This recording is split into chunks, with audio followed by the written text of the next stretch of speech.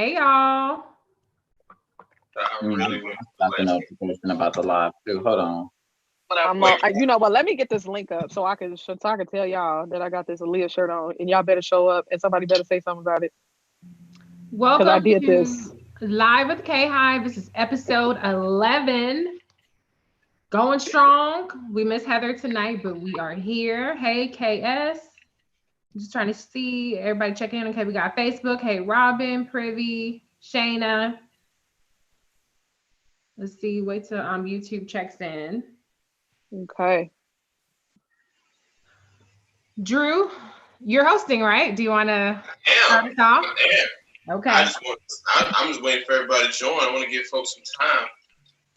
Am I breaking up? Am I clear? What I sound like? You sound good. Clear. I sound clear. Oh, we can get some. Get in here, people. All right, then. So let's get to it, then. Yo, what's poppin'? Brand new phone just dropped it. I'm joking. Listen, it's live with the KHive.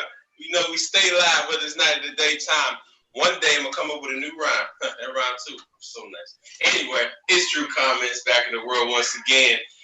Chilling live with the KHive. We got my peoples in here. We're gonna make our introductions. Just in case this is your first time, we just want to make sure that everybody knows the FaceTime. You feel me? Let's kick it off with the one who missed last time. Sydney, how you doing? What up, world? It's your girl Sydney A. I am back this week, and I got on this Aaliyah shirt, so y'all better say something because y'all took a poll on it, and this won. So shout out to Aaliyah, RIP baby girl. And this week we are drinking a wine cooler. I'm cooling it off. Okay, I'm pulling a Kenny this week because ain't nobody got time for that. I feel that more than a woman. All right. Moving forward. Maya's back in the house. What's bragging? Not much. Just ready to get talking, have a little rosé tonight. Plenty to talk about this week, so I'm excited to be here. Whoop, whoop, whoop, whoop. Love it. Hey, yo, my boy Kenny up in here. You making it do what it do. Got the jacket on and 80-degree weather. That's all right. You know why? Because he cool when it's warm. What's going on, bro? It's like 69 degrees in my apartment, and I'm not turning it down for nothing because it's 90 outside. So, so it is what it is. I am sipping on a Zaxby sweet tea. I am not getting drunk. Not today. Okay, we can feel that. You know, black people, man, we the one people, man. We be hot outside, put the air on, turn the coat on, or sweater. This is interesting. I love us. It's either this jacket or a granny house coat. It ain't gonna be. It be 95 degrees on. We got the air pump with the coat on. That's what's up. Oh, and yo, we already know who we got up in here. Black Women Views, aka BC. What's going on? I'm good. I'm sipping a nice, healthy glass of Pinot Noir tonight. No cocktails yet. And welcome to those of you who are seeing us for the first time. I saw KS said this is their first session. So shout out to all of y'all who are checking us out for the first time and who have been with us for a long, long time. We appreciate y'all. Cheers. Love every last one. I didn't even mention what I was drinking on. I'm sorry, y'all. I got the strawberry lemonade again, little vodka in it. You know, I've been keeping it real simple. I think next week I'll mix back with the Hennessy. But let's get into the actual show. Told you we black. Anyway, we're going to jump right into the Justice and Policing Act. We just want to discuss this again, simply because it's a topic that does remain in the news, remains relevant. Just because, number one, police reform is absolutely required. Police restructuring, police defunding is absolutely a must. And it's been clearly evident over the last week, or last month rather, unless you've been living under a rock. The Republicans did recently put out their own bootleg version of the Justice and Policing Act. I mean, bad bootleg. I'm talking about people coughing in the background, laughing. Somebody got up, walked past, gets popcorn, got silhouettes. That bootleg, that version was presented.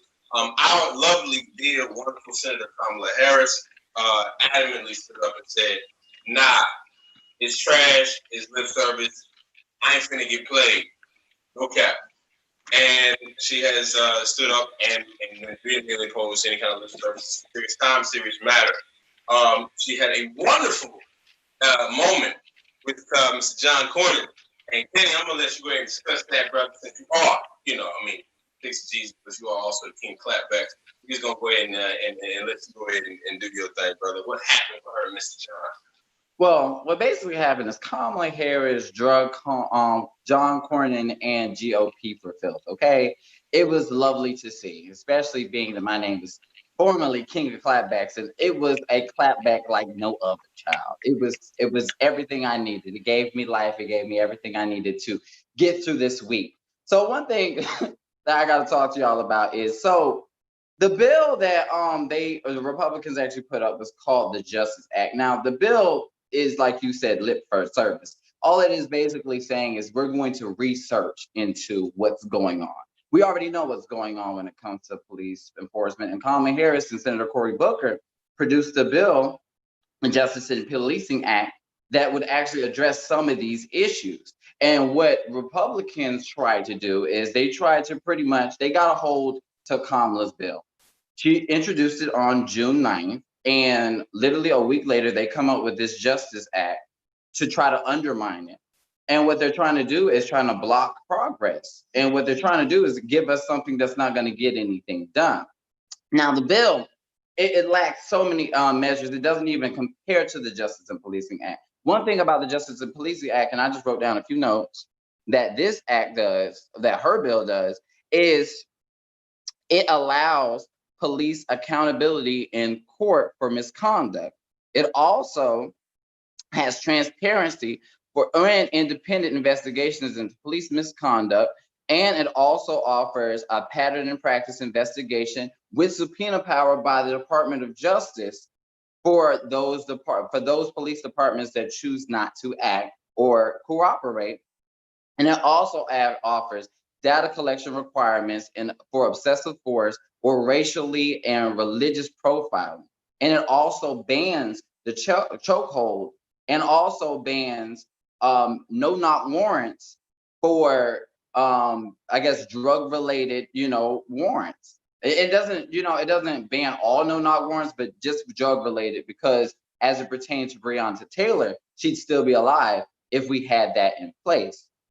Now, what John Cornyn tried to do and what he failed to do is he tried to say that Kamala Harris was trying to obstruct, progress by saying, well, you didn't allow us to, add anything to this bill and water this bill down or to take anything out. But what Kamala Harris pointed out is during the judiciary meeting, she actually brought up the Justice and Policing Act and said, if you have anything to add, if you want to talk about it, let's talk about it. And there was no discussion. Republicans didn't even try to meet her halfway, didn't even try to even acknowledge the fact that this bill actually exists. What they wanted to do is something completely different. Why would we compromise on real change that we need right now? And that's what Kamala Harris is pretty much trying to say during that back and forth exchange. And what he also failed at and also got dragged, because I don't understand why he even thought that he could come for Kamala Harris. I'm wearing the shirt, "Are you dumb?" Because that was the dumbest thing you could have ever thought of doing. Because literally he said, well, in full transparency, wouldn't it be great for millions of Americans to actually see, this actually take place, these types of negotiations? She said, well, that's the beauty of the Judiciary Committee, is that these are public meetings. And it literally took him a long second to think about what he just said, because I know he felt a little stupid. He took the biggest L. I know he was crying in the car when he left that. But that's pretty much what happened. It's been playing all over it again. Everybody understands what Kamala Harris brings to the table. She is a force to be reckoned with. It would be great to see her actually debate Mike Pence during the vice presidential debate. I'm loving to see that interaction and what would happen. Anybody else have anything to add to this? Reese, I know you want to chime. Yeah, I think what was really interesting is how John Cornyn tried to play this gotcha game with Kamala, right? Because Rand Paul obstructed the anti-lynching bill, which there have been over 200 attempts to pass anti-lynching legislation. And in 2020, when we're still seeing modern day lynchings, we still have not passed out of the Senate, even though it passed 2 times unanimously, due to Senator Kamala Harris's effort along with Cory Booker and Tim Scott, they decided now would be the time to be cute and try to block it. Well, so the Democrats being clever, they included the anti-lynching legislation in the Justice and Policing Act. Well, the Republicans out there were going to be clever as well and include Kamala's bill, which they obstructed, in their Justice Act. And so John Cornyn tried to kind of play that gotcha game with like saying, oh, are you going to block your own bill? And Kamala helpfully reminded him, you mean the one that Rand Paul blocked a couple of weeks ago? And I appreciated how she, like to Kenny's point, said, I'm not going to be played. And she likened what they're trying to do in terms of taking something that they know that she's been very passionate about it. She's been a strong advocate for it, and try to take that out and say, well, we put your bill in here. Why aren't you supporting your bill? Well, Kamala said that would be like trying to save one child and letting all the other kids drown. She's like, you cannot take out what you want and put the rest in the trash bin. You have to have meaningful reform. And so I applaud the Democrats. Let's talk about the fact that in the House, the Justice and Policing Act has actually passed in the House. And so there was all this, really shallow and just ridiculous criticisms about, I don't want to see you kneel. I want to see you pass something. I want to see you attack these issues. Well, they've done that. And so now for the Kente police and for everybody else who likes to always denigrate the Congressional Black Caucus and try to denigrate what's happening from the Democrats, now the onus is on you to put the pressure on Mitch McConnell and the Senate on that side, because Mitch McConnell will bring up Tim Scott's bill for a vote, but he does not want to bring up the Justice and Policing Act, which actually addresses the three main issues that have gotten people in the streets, which is George Floyd by banning carotid holds, choke holds. Even though some people have policies, there's a difference between a policy against it and actually legally banning it. Ending absolute immunity, qualified immunity, which is something that makes it so much harder to prosecute and even have civil ramifications for cops who kill people. And ban no-knock warrants, which is why Breonna Taylor was in her home, murdered in cold blood, shot 8 times, no justice whatsoever, no criminal charges found. They also didn't have body cameras on. And so the Democrats' bill actually addresses those very specific issues. The Republican bill actually plays lip service to it by disincentivizing. It's not the same thing as banning. And if the Republicans' bill had passed, if the Democrats had capitulated to, their demands, then what happens to actual reform? Then that goes in the trash bin. And they're like, okay, well, mission accomplished, moving right along, but nothing changes. And guess who gets the blame when nothing changes? It won't be the Republicans who pushed for these shallow, toothless, quote unquote reforms. It'll be the Democrats that get blamed when cops continue to kill people with impunity. So I think that it's very, I appreciate the strong front that Senator Kamala Harris did in blocking the Justice and Policing Act from moving forward. The Justice Act, Tim Scott's Justice Act. She blocked that from moving forward. She left the charge on that. And now is the time for real reform, which is the Justice and Policing Act. I agree more. Sydney, and did you want to chime in as well? Yeah, I just kind of wanted to talk about the Justice and Policing Act and what this really looks like. And before we get started, I would like to talk about this piece that I got from an artist by the name of Uzo Art. This is a portrait of the activist Oluwatoyin Salau, who was recently murdered while protesting. The case was very it was pretty gruesome. I won't go into detail about what happened. If you guys are not aware, you guys can go ahead and look up the details. But Oluwatoyin was a fighter. She should still be here. And the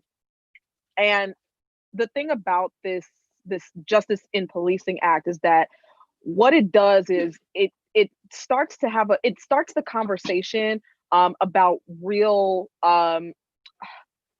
reform in policing. And I know that, there have been calls for, defunding the police. There have been calls to abolish prisons and abolish the police. And what Kamala Harris has done is started to take the steps to get us to a point in society where we can actually say, you know what, we can actually see this in the future. Like the light in the tunnel has been lit.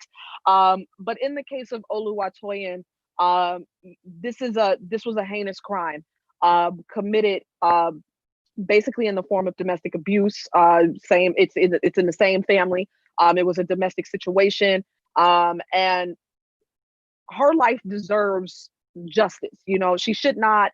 You know, her family and the people that love her should be able to receive justice for, you know, this injustice that was done to her. I firmly believe that she should still be with us, and that is why I fully support the Justice in Policing Act. And as everyone stated earlier, that bill has since passed. It got a 236 to 181 Y approval, so thumbs up, 236 thumbs up, which is phenomenal, which means it is a very popular bill. So with that being said, I suggest that if you guys are, you know, interested in this conversation, if Black lives do matter, get on your phone, start calling your senators. Let's put the pressure on the Senate to get this bill passed, because this is a bill that makes sense for everyone at this time in history. We have a time period. We're in a time period right now where we need accountability on all fronts, and that is what Kamala Harris specializes in. You know, she has this particular lens that she's gifted with to see justice on all sides. You know, she's a very balanced person. And that is why she was able to garner the support that she did for this bill and got it passed in the House, because she collaborated with so many different members of the House and different members of the Senate to pass a bill that starts to, you know, bring accountability and justice to people who have been done a huge disservice by our, you know, first responders, you know, our taxpayers. You know, this bill starts to put equity back into the areas and the neighborhoods that have been decimated by police violence and you know, mass poverty and, you know, things of that nature. We can start to see, you know, the domino effect from this, you know. And of course, once this bill passes, once we realize this bill into action, you know, then we can start to have conversations about even more progressive movements in other areas, you know, where we can start passing, you know, bills that help, you know, the American people in other ways. And, you know, we can start to get back on track to that, you know, American dream that was, you know, that was once realized prior, that wasn't afforded to everyone. And, you know, with this, you know, with these bills, this is a possibility. You know, the future of this country looks like, you know, an equal place for everyone involved, especially, you know, with the diversity that we have here now. It's important to have these voices, and Kamala Harris has the ability to tap into those places. I'm so glad you mentioned that, actually, because I got to make my comments really quickly here. First off, I'm glad that we do not forget Breonna Taylor's name. Let's not get lazy. Let's not get apathetic. Keep her name alive. One of the things that I'm excited about, first of all, the Justice Policing Act, and obviously Kamala Harris has the foresight to see the future. She could probably tell you what my wife's name and how many kids I'm gonna have. That's how far in the future she can see. This is definitely necessary. Number one, in the case of Breonna Taylor, those no-knock warrants limits for drugs, I can understand where the apprehension may be on certain sides, because if you were knocking to get to serve a drug warrant, people can literally be flushing coke down the actual toilet or washing down the sink, destroying the evidence you have for any type of arrest. I get that part, but human lives are what are most important, especially if you're going to have shoddy intel like what they were doing. They already had a guy in custody. Let's just keep it real for a moment here. This should never happen. So your intel, I would love to see a provision in there where the intelligence has to be like iron tight before you can even serve a no-knock warrant. Maybe that's in there later. I got to look at that a little bit deeper. But the part of it that I really like a lot, the body cams. Think Kamala Harris, think body cams. Think this is, it's just the foresight here. She had her DOJ officers wear body cams, keep them on all the time. The officers involved in Breonna Taylor's no-knock warrant on the address where Breonna Taylor was with her boyfriend did not have body cams on. There is actual body cam technology that officers for raids like that, where they actually have the regular body cams, or they have these wonderful like these glasses. I promise you, with the cameras in them, I've seen them. I didn't believe I was seeing them first, and they literally put those on and then go in the raid. There should be those federal funds that are already available to those departments like Louisville Metro PD. We have to use that to make sure those officers are equipped with that. Definitely important. Not just for accountability. Mainly for accountability. That's it. But also, I think that when people know somebody's watching, I'm hoping that they'll think again. Also, if they know that there's accountability, that you will be a little more cautious in your actions. You brought up Toyin. I want to mention that as well. This is awesome. Please do not forget her name, even though she wasn't taken by police. I want people to understand that holding police accountable in this regard, defunding the police, reallocating funds does not take away from any type of defense for victims like Toyin, other women, other vulnerable people, women, it doesn't matter, whoever it is. The funds are still there. The police are still funded enough to be able to respond to homicides, respond to kidnappings, investigate such. We're not saying that we want police departments to go broke and you have no defense and you have to stay up 3 o'clock in the morning with a baseball bat, shotgun defending your property. What we are saying though is that those funds will be reallocated to just smarter areas, mental health initiatives, hopefully job initiatives, training initiatives to kind of filter out that all. But I want to really have people understand that, listen, this is all necessary. It's all interconnected. It's all interwoven, and really does work to make everybody just safer, civilians and people who are most vulnerable. But I just want to get my 2 cents in there. 5 cents. I got a nickel. Appreciate that. We're going to move on. And with that being said, like I said, Kamala having the foresight, having all this wonderful coverage lately. It's actually kind of interesting. She can't miss. Girlfriend can't miss. She's everywhere. At least that's the impression that I'm seeing lately. I guess we can call it Kamalamentum. Sure, I guess we could do that. Maya, you know a little something about Kamalamentum. I also have you fill us in on what this was. I know we had Joe mention earlier, but tell us about Kamalamentum. Well, Kamalamentum, I feel like there's a more catchy phrase than that. I haven't thought about it yet. My brain is very slow today. We'll get there. Okay. 2 things I just want to touch really fast on what you all were saying earlier, like real quick sentence. What I find really interesting about Kamala being able to shut down Senator John Cornyn in real time is I think it's a great strategy for Democrats to look at that and see how they respond to how Republicans are going about their disinformation campaign from here on till election day. Republicans are usually really good at winning this narrative, right? John Cornyn, the second that he did that with Kamala Harris, I wanted to see if he put it on his website, and he did. So he already twisted it and made it try to seem like he was the one that was really confronting her. And usually that works. It doesn't really work this time because the party that has been the Law and Order Party, which is like a dog whistle, is still trying to run on that at a time where we have like the most corrupt person in the Oval Office. So I think that's one of the reasons why that narrative isn't working. But shutting it down the way Kamala Harris did, like this, that people could understand, that they saw it, they saw him say something that he was trying to gaslight her, and then they saw that she corrected him so quickly and so easily. I was like, oh well, see, Democrats, you guys can do that. So because of Kamala's skill set in that area, it's one of the reasons why she's having such momentum right now. I'm a little jaded. I'm going to give you the quick up, down, and then back up again.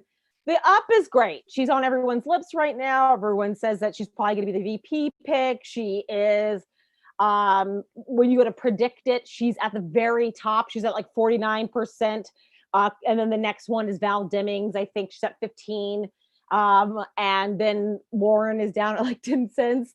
So, people are betting that it's going to be her. There's been positive articles that are coming out about her pretty much every day that I've seen.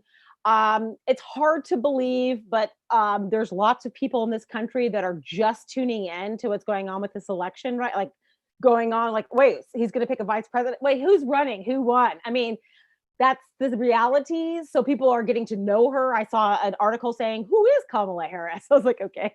But they wanted to, yeah, I think it was NPR actually. So there's wonderful positive articles. The downside is we're all seeing a repeat of what happened last time, which is you see people feeling very defensive about her being in the number one spot or being said to be in the number one spot. And I'm seeing some of the same type of articles that are coming out again. I saw two really cloying articles today. One was by my favorite guy, Christopher Caldalgo. How you doing, man? We need to sit down, have coffee, and ask, what are you doing? Because he said something really sexist in there again today. He just can't help himself. I don't know what it is. And then we had Edward Isaacs today with The Atlantic, a shockingly horrific article trying to tear her apart, but it was like this cheap, salacious, TMZ-like article. It was easily dismissed and taken apart. So I do see that that's going to be happening, but this week could not, I knock on wood, could not have gone more perfect for Kamala. Because people are seeing that this is the person that we need. And the other part was like the Laura Bazelon thing. I still see her criticism cited in every article. It's interesting, media, that she is the only one that you can really pull from. She's the only person that you quote as the naked thing. It's great. And even she this week said, I got to give it to Kamala. She's been really great on all these issues. So maybe you can stop quoting Laura Bazelon. Kamala is now worthy in her eyes, okay? So I just want to say I'm excited about it. I'm thrilled. And I'm hoping that Joe will say, you know what? Let's just go ahead and announce it. Let's just go ahead and announce it right now. So there you go. That's all for me on the Kamalamentum. I'm sure Reese and all y'all have something to add, because I was thrilled this week to see the "Are you not entertained?" pose that she struck this week. That was so great. No. So now I'm gonna make a new meme for that. I want to react to something real quick, and I'm gonna kick it to the rest of the panel. Yes, the articles there where they keep citing Laura Bazelon, however you say her name. But it's interesting, how does she get knighted the gatekeeper of everything legal and law and order? Like, what has she done seriously to even get that throne, to become this authority on it? It's interesting. I kind of know. I don't want to interrupt you, but I kind of know her sister works at the New York Times as well. I believe her sister is a journalist as well. I think her name is Emily Bazelon, and so she has some clout. And it's kind of basically that simple. I think someone was looking for someone to criticize that they could keep quoting, and that one was the hardest hitting. Reese knows that wasn't vetted at all before it was thrown out by the New York Times, and then it was just the go-to article. So I think that's it. I think someone was looking for a salacious article to hit Kamala with. That was the one, and so that's what. No. Well, I'll tell you this much. I won't make the same mistake that I did last year. So I already got the big guns ready for this one. I'm not sitting on the sidelines this time. But Kenny, did you? Oh, yeah. So with the Kamalamentum, it's just like I see a lot of people finally jumping on the Kamala train. I mean, like, welcome. I mean, it's great. I mean, we like to see new and upcoming KHive members. I mean, everybody's welcome.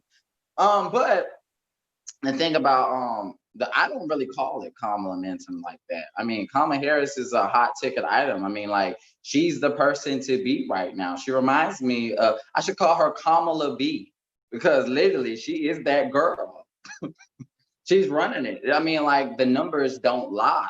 I mean, that she's been saying the same thing she's been saying since she was during the primaries, which is, it's beyond me. I'm glad that when Black women are finally being able to be noticed, but what we're going to see is what you said, Maya. We're going to see a lot of misinformation. We're going to see a lot of people, quoting that Laura Bazelon hit piece, because there is that fear of Black women, excelling. There is that fear.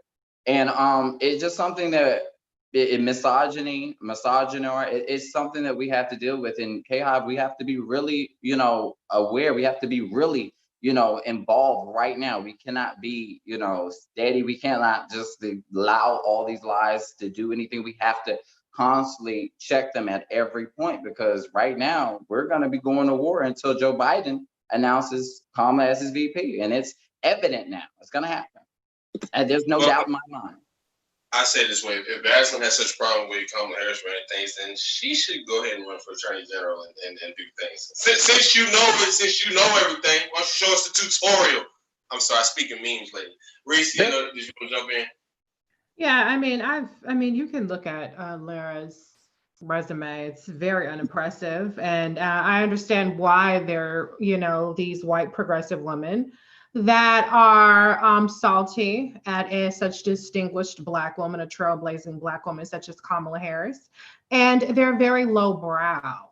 And unfortunately, we live in a lowbrow society. It's Trump's America, where a reality TV show con man can get elected. And so it's completely unsurprising that Lara's smears took hold, because what's the biggest mode of attack on Kamala has never really been policy. I know they say the Kamala is a cop thing, and they say that she wasn't progressive, but what it's always been about is a character attack.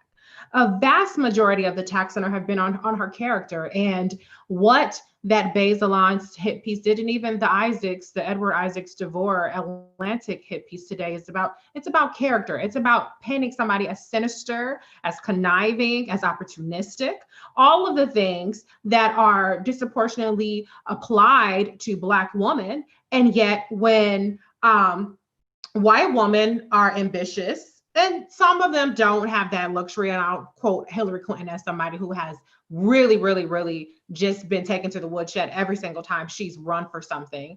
But I'm sorry, I just had to drop them horns, because God damn it, Reese, you said it exactly what it is. You hit it right on the head. Okay, continue.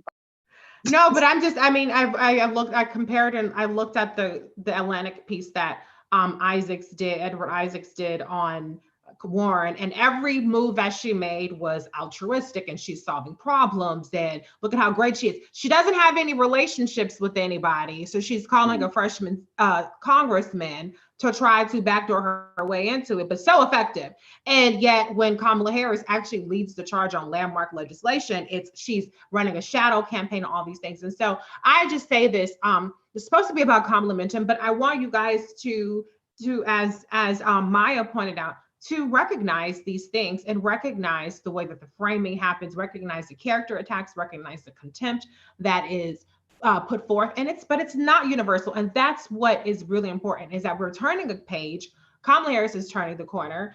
And I really appreciate seeing her outside of some of these political settings. She was on Tamron Hall today. She was on Watch What Happens live with Andy Cohen, and that was a really great setting. She's really thriving in these settings that she's still talking policy. She's still talking about criminal justice reform, but she is, going on more personal terms. And I think she is starting to push back a little bit more forcefully on when they quote these, oh, well, you've been criticized over your record and this, that, and the other, and kind of putting words that don't apply to Kamala. And so I want to see her keep that up. But for us, since this is live with the KHive, I just want to encourage you all to continue to push back on these things. KHive has been all over people. Okay, they've been all over people.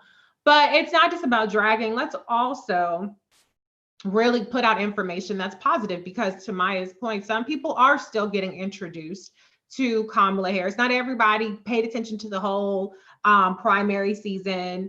And Kamala did, she did drop out a couple months before people really did start tuning in. And so she still has about 36% lack of name recognition. The good news is she's still, her favorables are going up. So with the more name recognition she's getting, it's positive. In the polling that's been released to date, in the more June polling, she's number one, decisively ahead of Elizabeth Warren, who had been polling number one as the vice presidential pick. In a, was it YouGov? I think it was YouGov poll that came out where across the board, nearly every single demographic, she was the number one pick. And so there's that actual tangible momentum. I don't like to live by the polls because I don't like to die by the polls, because the polls can be fickle, and something can happen and then it's a whole different story.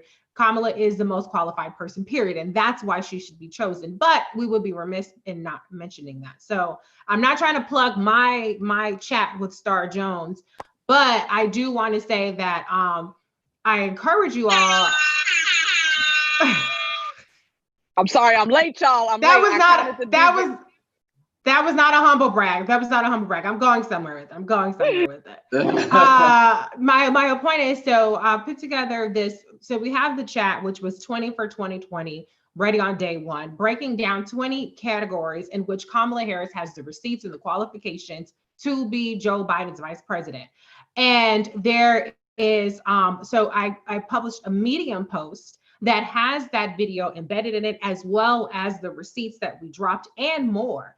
And so I hope that you guys share that. I always see you guys sharing the 50 accomplishments of criminal justice.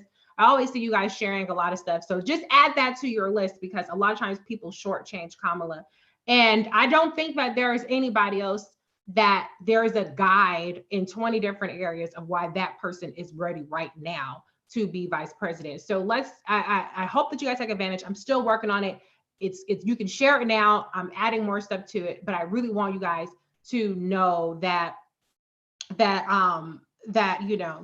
these resources are out there. They're out there for sharing. Even if you don't want to share the article, if you just read it and you have talking points with your family or on Facebook or whatever, please share this data, because people need to know the real Kamala Harris. I just want to add one more thing to what you were saying real quick. I know we've been under fire lately, the KHive, and what it is just a reverse psychology tool to try to get you to shut up. Do not shut up, because literally right now they understand that Kamala Harris is a rising star. They're trying to do anything to dim that light. So we have to be the light in the darkness, which we have been. We've been with her day one, ever since she dropped out. We haven't stopped working. That's one good thing that Kamala Harris has that nobody else has. When everybody else dropped out, they just gave up. We didn't, because we see the potential of Kamala Harris. We see the work that she's put in, and we cannot be complacent in everything that we're doing. So if you see somebody saying the KHive is toxic, I mean, you can do what you need to do. But as she said, literally refer to all the threads, all the videos, all of the work that we put in with the live of the KHive, not just with that, but on our own personal channels. Drew, me, Maya, Reese, we all have videos that we put up, threads that we put up of facts on Kamala Harris's record, disputing all the claims that they're putting. They're there for a reason. They're there for you to use. And even if you are responding to somebody who may be a bot, somebody who may not even be real, still respond anyway with those facts, because somebody may come across that misinformation, and at least we'll be able to have that factual information from you so you can actually do something. So be a part of it. I mean, this live with the KHive isn't just for us. This is for all of us. All of us are involved, including you watching right now. That's all I wanted to say. Sorry. I just want to say really fast, though, if you do see it's a bot, and I put down videos about this, don't boost it. You can say this is a bot, and then you say this is why this information is wrong, reported and blocked. Because the whole point of the bots that swarm, and we saw a lot of them when Kamala was running, and we saw that they were clearly trolls that are real people who are pretending to be something else to inflame. And then bots are just they're a piece of software that boosts something. Any interaction with that is causes more bots to swarm. It boosts more of the message. So I would make sure you guys do what Kenny says, as far as you can put the real information there and not. And then I will also say one last thing about it too is Reese is correct, and there is so much great information that's coming out about Kamala Harris. But if you see a journalist saying something misogynist, racist, I would take a photo of what they said and underline it, and then post it and say why. Chris Cadalgo today in his article said that Kamala Harris was being combative. John Cornyn wasn't combative. Kamala Harris was combative. So we want to see why and how disgusting and insidious that is, and call that out. that is a way for other journalists to see. That's why I don't think bias training works. Because whatever, but I'm saying that we're going to have to train the journalists that are covering her right now to understand that her saying correct facts and her discussing issues that are important to us are not combative. So, and a lot of these people have egos, right? They have egos because, you know, maybe they have better relationships with this politician, so they kiss their ass and they write all these glowing pieces. And Kamala Harris, often you'll see in these articles, she declines to comment. But then why? Because you're an asshole, you know. But I definitely think, to Maya's point, you have to call it out. You don't have to retweet it to call it out. You can tweet directly to them, and that's what I do. And one last thing I want to say is I appreciate, a lot of people say thank you, thank you. The best thank you for me, the best way to show appreciation for me is to actually share it, because like Kenny said, we're not doing this just to talk to each other, as we like talking to each other, but we are trying to provide everybody out there with the knowledge that Kamala Harris is the best person and why, and make that Kamala connection. One of the things we talked about during the campaign was she got 3% of the media mentions. When you had an Elizabeth Warren or Bernie Sanders or Joe Biden who were getting 1,000 plus, and she was getting 100 and something mentions, people weren't making the Kamala connection. Or you see where people put Kamala in the cosmetics box, right? Instead of in the ballot box, in the qualifications box. And so people, when it comes to Black women in particular, it seems people don't want to do the intellectual heavy lifting and critical thinking to mirror up their qualifications and their policies and their accomplishments with a narrative. So they go with the easiest narrative, which is, like Maya said, oh, she's combative. No, she was standing her ground. If it was Elizabeth Warren, it would have been she persisted. But with Kamala Harris, it's she's combative. Or, you know, they want to always diminish and marginalize and have that contempt. And it's absolutely 100% worthwhile in calling that out. And but you can call it out and also bring the facts as to why they're wrong. And so please, please, please, like I said, I don't get any money off of any of this stuff. None of us are getting paid to do this show. It's all just because we want y'all to we want y'all to really use what we're putting out there, because the journalists are not doing it. The Politicos and the New York Times and the Washington Post, they're in Atlantic, they're not putting in this work because they feel like they don't have to. And so we have to do it. The onus is on us. That's absolutely right. We really have to keep the work up. I think after when Kamala suspended her campaign, they asked what's happening to the KHive. Like, where's KHive gonna go now? Well, it's just like Bad Boy said, we ain't going nowhere. We ain't going nowhere. We can't be stopped now because KHive for life. But moving on, let's also keep in mind that we are still in the midst of COVID-19. It's not going away. I don't care if you're tired of it. It ain't a Hulu series, it ain't a Netflix series. Can't turn it off, pretend it ain't there no more. It's still here, it's still killing folk. Reese, what do we look like on that? I know Kamala's active in that still to this day. Yeah, she is. And, you know, I think that today she did a town hall with our conversation with Dr. Joe Biden talking about healthcare.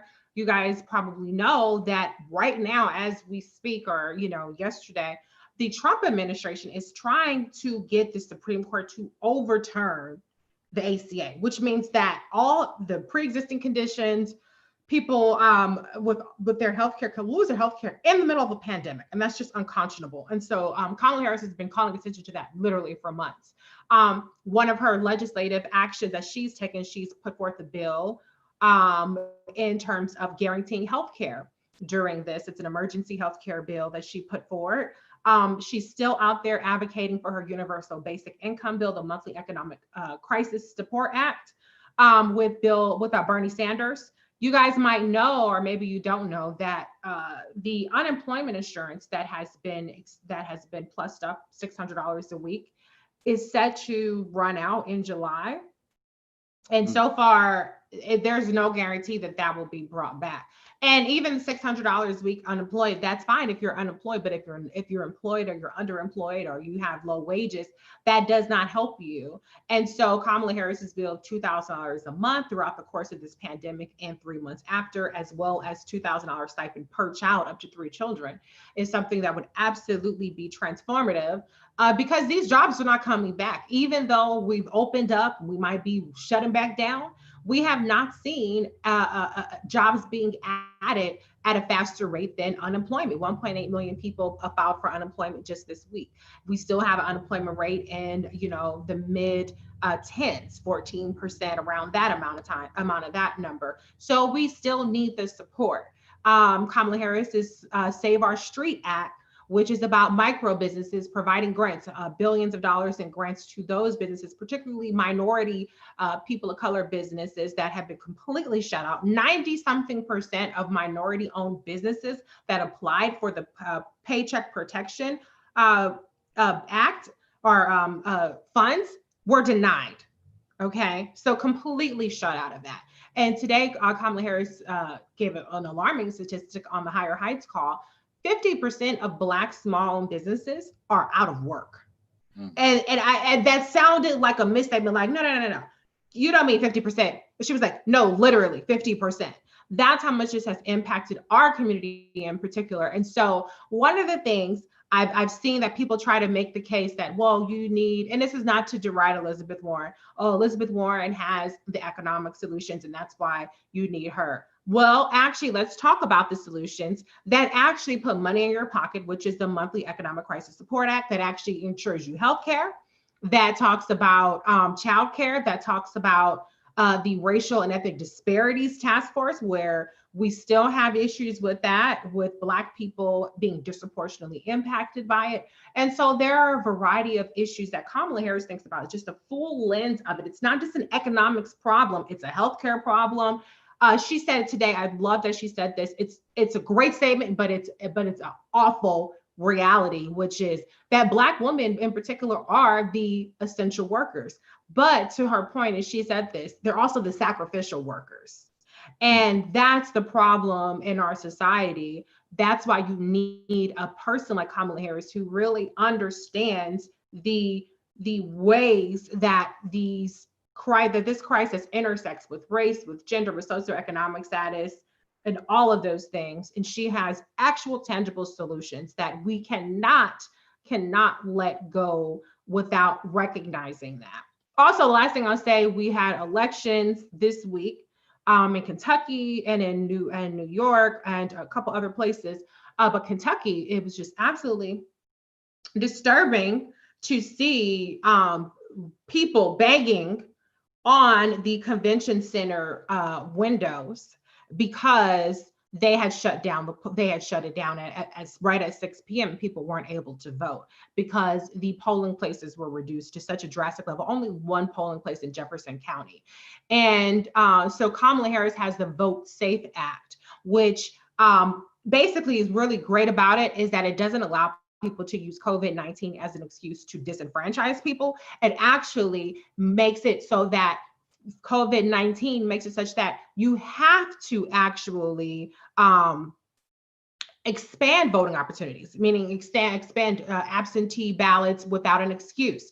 There has to be minimum wait standard times and publishing those wait times, curbside voting and things like that. One of the excuses that the Jefferson County made for why they reduced their voting places is funding. Well, what Kamala Harris's Vote Safe Act does, it provides the most funding that any kind of voting legislation, voting election security legislation does to give these states and localities additional funding, billions of dollars of funding, so that cannot be an excuse. And so Kamala Harris has the solutions specifically in the age of COVID in terms of tackling racial and ethnic disparities, including the adverse impact on Puerto Rico, the adverse impact on Native and Indigenous communities. We cannot forget that. She has the solutions in terms of the economic impact. She has solutions in terms of the healthcare, in terms of small businesses. All of the things she's been talking about, water justice lately, that's one of her bills that she's had. So when you think about COVID-19 and when you think about solutions, you have to think about Kamala Harris. And stay safe and wear a mask. Oh, well, yeah, thank you. I should have put mine on. Should actually show mine on right now. Matter of fact, next week I'm wearing my mask the whole show, at least first half. No, seriously though, no. When it comes to Kamala, I think about her when it comes to data collection too. Because like you said, that the PPP transaction, what do you call it? It was the Paycheck Protection Program Transparency Act. The cool part is it's about data collection. Like you literally want to find out, okay, who's getting the money, where's it going to, and even on this, it's even asking people to have like a public website actually set up to where people can go there and literally you can see it, information updated. So I love her for that. I love her for that because we're not running off emotions. We're off tangible data. And so you can't sit there and bring up the argument and saying, well, you ain't feelings, but the Democrats. So no. We talking about numbers. We deal with numbers over here. But that's just how that works. Any other COVID inputs or any other inputs here? With, add to what Reese was saying. With Kamala Harris, she was actually able to see, like, if you paid it with the curbside, with the Vote Safety Act, with curbside voting, what we saw during the primaries and how that actually worked in terms of Washington, that was high voter turnout. So it shows that we have the ability to vote when we have more options. So what Kamala Harris is just putting it into policy and it's also making it safer for everybody else. It's putting everybody, in out of harm's way. And then the one other thing that we didn't talk about is nobody talked about the FEED Act for Kamala Harris, but she was working with COVID-19, working with local businesses to make sure that they are provided funds, and also working with farmers so that they can actually sell their produce. And actually feed people who are literally struggling with COVID, who have lacked the necessities to get, food. And it's going to keep businesses alive. That's something Kamala Harris has been doing. And I don't know about y'all, but I live in North Carolina, and Roy Cooper just put a mandatory to where if you even go outside, if you get caught without a mask, you are getting fined. Businesses will get fined if you're also serving people without masks on. You will be fined here. It's a serious situation, and we really need to start taking this seriously. We really need to really pay attention, because right now is not the time to play with your health, especially if Donald Trump is trying to, dismantle the Affordable Care Act. This isn't the time to play with your health. This isn't the time to put others at risk just because you want to have a good time. So it might be okay to stay at home if you possibly can, or if you decide to go outside, wear your mask, wear your gloves, get some hand sanitizer, do the very small things that could literally save you and everybody else's life. It's just that simple. One more thing, you made me, the mask part and having that be mandatory in North Carolina reminds me, Roland, he was talking about how, and I believe it was Oregon, where they are making masks mandatory for everybody but people of color. Oh, because was that, you guys know what I'm talking about? Was that Oregon? And basically they were saying, well, because of racial profiling, some people might not feel comfortable wearing masks.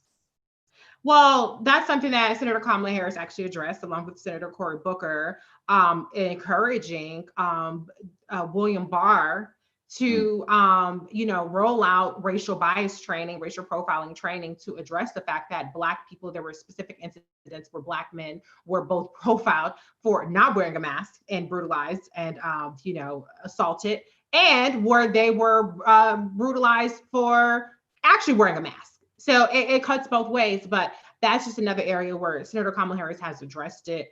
And there's one more thing that just came to mind, and it left as almost as quickly as it came to mind. But I hope that I can remember it before we close out this discussion. But it was something about a mask and something else. But I'm gonna let somebody else go. I was just gonna say really quickly too.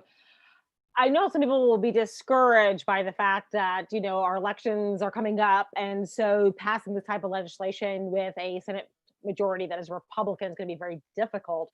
But the good news is all of these policies that Kamala Harris is talking about can come to fruition if we have a Senate that is flipped, if we keep the House, if we have a Democratic president, because We might have vaccine in March, which would be wonderful, but as you know, vaccines don't clear everything out right away. And so that means we're going to need additional protection at voting places for years to come. And I will also say that during this time period, you can push for the Vote Safe Act. Even if they don't pass it, it's okay.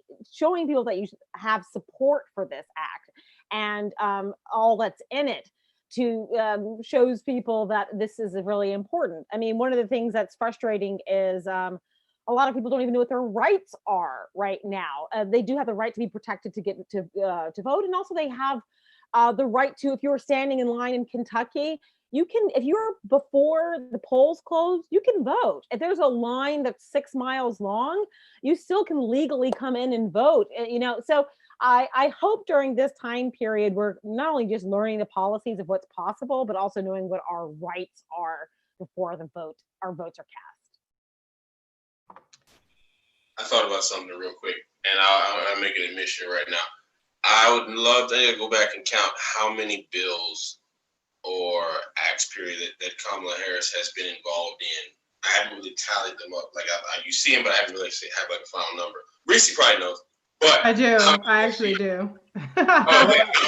Actually, since she suspended her campaign till the time we started this live, how many bills has she been involved in? Okay, so I don't have that specific number, but I can tell you, because I just looked this up, I was actually going to publish her Senate record. I had started working on it.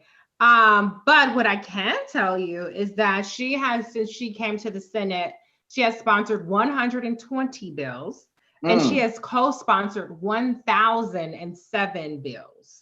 Sweet Jesus, that is a lot of bills in just 4 years. Lord God. Yeah. 3 years. God. Well, those are bills that need to be passed, not the bills that need to be paid. Thank God. Because if I had 1,000 bills, I'd be like, right. But what? Oh, were you done with that, Drew? Or hit me, whatever you got. Because I'm really so. The reason I'm saying that, reason I bring it up is because like she hasn't stopped. Like I think I made a comment before. She's like Pac-Man, just don't stop. Like it just keeps going and going. Like when I'm sure maybe she took 5 minutes or 10 minutes when she suspended her campaign and take a deep breath or whatever. Maybe it was a day, but then she popped up with that loud pink. Like that I love that.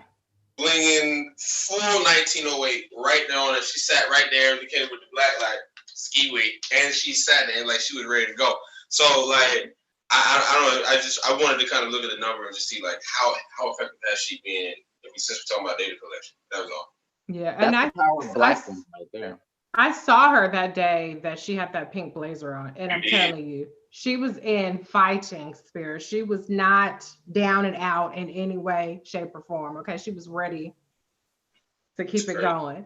Robin says 144 bill sponsors. So it depends on your source. ProPublica is one that I got the one, whatever I said, but Congress does have more. So I'm wondering if ProPublica kind of takes out duplicate bills, because sometimes you introduce the same bill in multiple sessions of Congress. I don't know, and sometimes they're just not updated yet. That's that's true too. Yeah, I'll look. Some update it like this, and some take their time updating their site. Yeah. So Congress.gov is definitely the best place. Robin shared that on Twitter, because I figured out what I was going to talk about. I want to say Sherilyn Ifill pointed out that, you guys know, we've talked about it, that Kamala Harris has really been on the forefront of pushing for the early release of certain offenders from the prisons because of the COVID risk. And I think we talked about, I'm not sure if we talked about it on here or if it was whatever, but it's one of those things where it should not come down. And shout out to Heather. Heather's in the comments on Facebook, y'all. Everybody say hi to Heather. Hey, we missed you. We miss you, girl. She was on the forefront pushing for the early release of prisons, pushing the Bureau of Prisons, pushing William Barr. And that's something that we have seen from, who else? Who was it? Michael Cohen. And wasn't it Paul Manafort? Did Paul Manafort get out? Or who else was it? I want to say it was Paul Manafort who had early release. as a result of it. But at any rate, some Trump rich people, and it should not have anything to do with your income. And so somebody pointed out Catherine Pugh, who was the former mayor of Baltimore, and she was convicted of charges. She's actually headed to a prison in, I believe, Alabama. And she's going to serve several years there. And somebody just pointed out the juxtaposition between this Black woman who's at 70 years old going to prison for several years in another state because she's from Baltimore, versus these rich white men who have been convicted of these crimes who are getting out early, such as Michael Cohen. And so what Kamala Harris was, it's not about how much money is in your bank account. It's about just common sense and not sending somebody to a state that has a COVID outbreak to prison. And in particular, woman, that's one of the areas that she's really advocated strongly for, is for women's rights and women and, women prisoners, offenders, however you want to characterize it. She's advocated for that. And then one last thing I want to say is, regardless of any legislation, we still have at the federal level, we still have power at the local level. So with the Jefferson County, for instance, those folks, there's a Republican, there's a Democrat, and then there's a sheriff. And so there are election boards at the local level, and they have meetings. So you can go to these meetings, whether they're in person or in Zoom or whatever, and pressure these people and let them know. The woman down in Jefferson County is an elected official, and she's up for re-election. I don't know if they do 6-year terms on that when I looked into this. So she might not be up for election until, I think she's up for election in 2 more years. But these are the kinds of things that I just want you guys to be aware of, that, there are several months before the November election. So now is the time to pressure these election commissioners. Depending on where you are, there are different positions that actually run the elections, but all elections are run at the local level. So there's somebody you can talk to at the local level that actually administers these elections that you can put pressure on. Regardless of what Mitch McConnell is talking about, you still have the power. So make sure you use that. That's it, man. Use your power. Vote, wear a mask, and it's Kamala all day, every day. How we doing? I think we feeling pretty good. How y'all feeling? I'm feeling good right now. How you feeling in the comments? I think we got it. Anybody else? We're not doing the after show today, y'all. We appreciate all the comments, but we gotta run. But we definitely appreciate you all for hanging with us this Friday. Next Friday, we'll try to make it more of a of an after show. We're gonna answer your question as we've done it the past 2 weeks, but this week we gotta run this time, y'all. Hey, Reese, I got in the comment. Your hair is magnificent. I'm sorry. You got to get it. Shiny. Piece of this praise right here. That I'm gonna accept it all. I'm gonna name it and claim it. The girls got good hair on here. Maya's wearing her hair naturally. I love it. Absolutely. All y'all, absolutely. Everybody's hair, yes, everybody's hair look good. Getting pressed to perfection with the part in the middle. I live. Let me tell y'all my secret, because I swear to God, I tell people and nobody believes me, is Kenya Moore hair care. I love Kenya Moore hair. She got some hair on her. She has gorgeous hair. Gorgeous. God, I'd be angry every time I see Kenya. Kenya, look at this hair, girl. I cannot. I know. So much fabulous hair. But Kenya Moore hair care is absolutely spectacular, and it's really, really affordable. It's not one of those high, in boutique $30 for shampoo and conditioner. No, it's like $15 at Sally's. Trust me, particularly Black woman. Get you some Kenya Moore hair care. I do not think that you will be disappointed. Is that what it's called, or is it called Super Villain Shampoo? What is it called? Ooh, don't do my girl Kenya like that. I love me some Kenya, but I don't play about my hair. I do not. It could be called Super Villain Shampoo, and I would still buy it because this hair is looking healthy. Y'all said it, not me. I didn't brag. Y'all put it out there. Hey, we got sometimes we got to state the fact. But look, we're going to go ahead and wrap. It's a wrap. Another night live with KHive. As you already know, it's your Why? Drew Comments here with the Sydney A, Maya Contreras, Kenny Fix It Jesus, and Black Woman Views, a.k.a. Reese, in the right place. Holla at you. Peace. Happy Friday. Bye.